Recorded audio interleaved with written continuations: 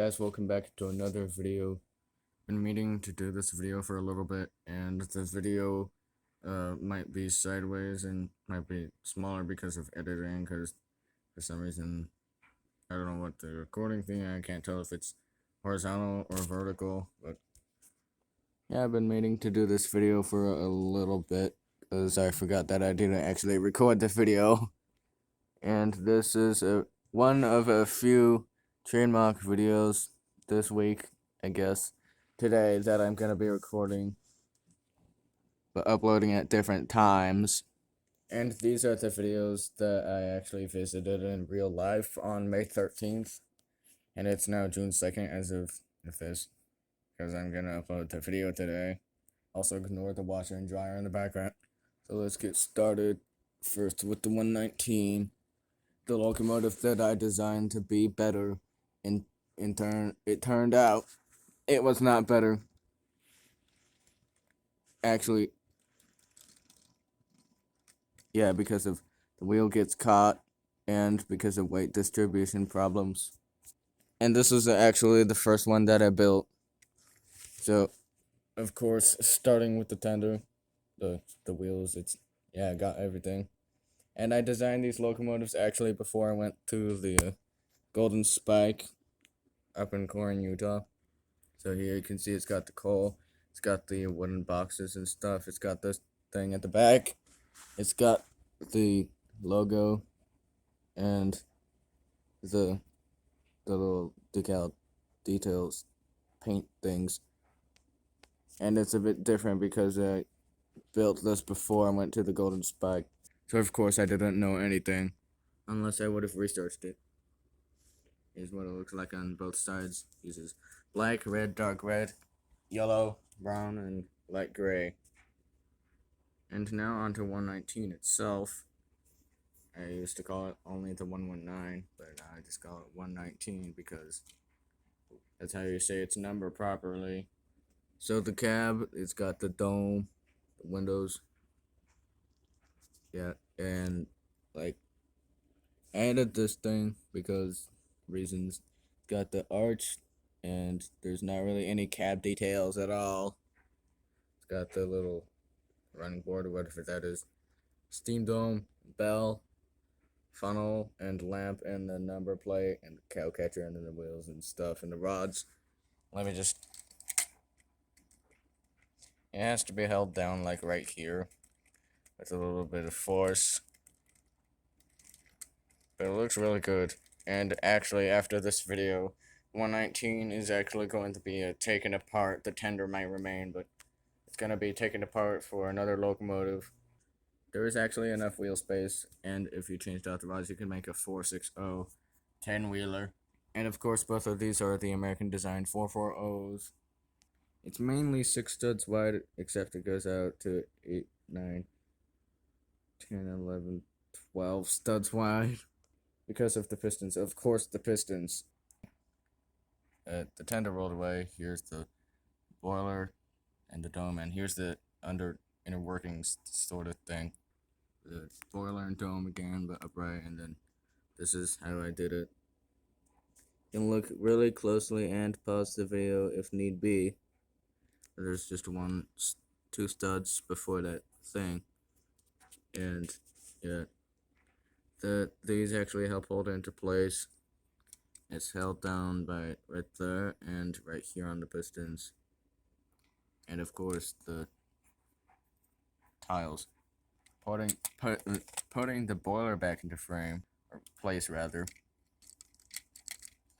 And it is a bit tricky because sometimes that happens. You can see how I designed the thing.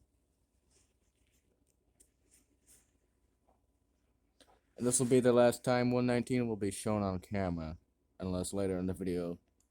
But now let's step aside for the Jupiter, and wow, the wheels are really off. This one I'm gonna keep because mainly it's more successful running. Except that the tender does this, and it's permanently coupled to the locomotive. So Jupiter is pretty similar to the 119. It's got the same, basically, wheelbase, exactly the same. It's got almost nearly identical tender, except the 119's is longer tender, and the 119's tender could actually couple to the back of this one. So, I guess we start with the tender first. You know, I got plenty of pictures of this N119 at the Golden Spike, but I just used reference photos. That's all I use for builds, is just reference photos of real locomotives. Sometimes it's not even real locomotives, it's just the inspiration. There's a little clip there on the cab. You can see the chain. And, like, this was supposed to be blue, but I couldn't find the right parts. And then, same design as the windows on the 119. And, like, yeah. Lamp, that one's got a white light, this one's got a yellow. The gold is slightly different for the number plates as well. Sort of see the difference there. It's got a shorter smoke box because that's how it is. And, like, the pistons are actually sort of gold. Then you can actually get a good look at it running. Of course, if it didn't jam, this thing can actually go really fast. And in real life, this thing could go, like, I think the engineer said safely 30 to 35 miles an hour. Specifically, this locomotive. 119 could only probably go 30 to 25. But look at the locomotives from the front. And 119 again. And if ever, there will be a very rare chance of me doing an actual tutorial video.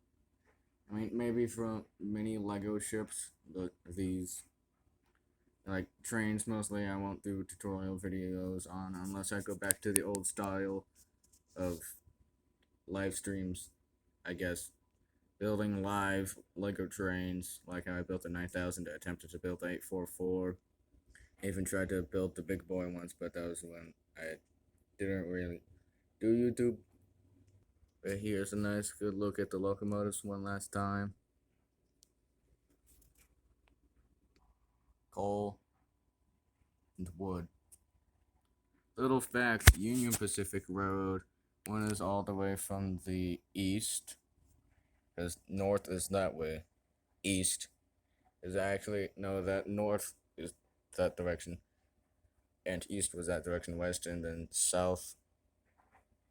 East is where Union Pacific started, and they had plenty of coal, but the west, where Central Pacific now then turned into Southern Pacific, which is now Union Pacific, actually had only wood because there wasn't very good coal, and the coal wasn't very good quality there, where they started from California, so they just had wood.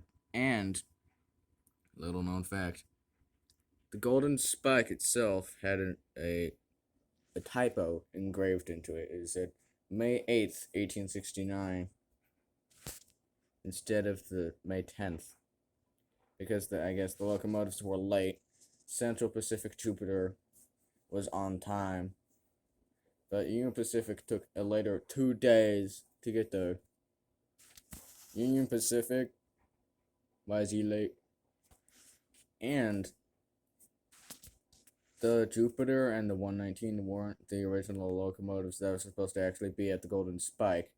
The Central Pacific Antelope locomotive, which you can search up, was a 440 locomotive that was supposed to be the original, but was involved in a train wreck, as I was told, at the Golden Spike.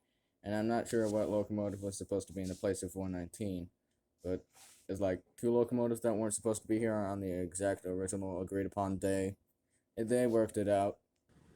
But this is going to be pretty much the end of the video, and you may ask, what am I turning 119 into? The Mallard steam locomotive. If it's pronounced Mallard or Mallard, however you say it, Mallard steam locomotive. 462 Pacific. Fastest in the world, say 126 miles an hour before, well, almost catastrophic. But this will pretty much be the end of this video. Also, the build time of these locomotives was around 2 days. Same for my Lego Titanic here on the shelf. Anyways, this is the third time I'm seeing an actual official end of the video. So, the next one is probably going to be about Minecraft, Lego trains, or the Titanic. But see y'all in the next one. Bye.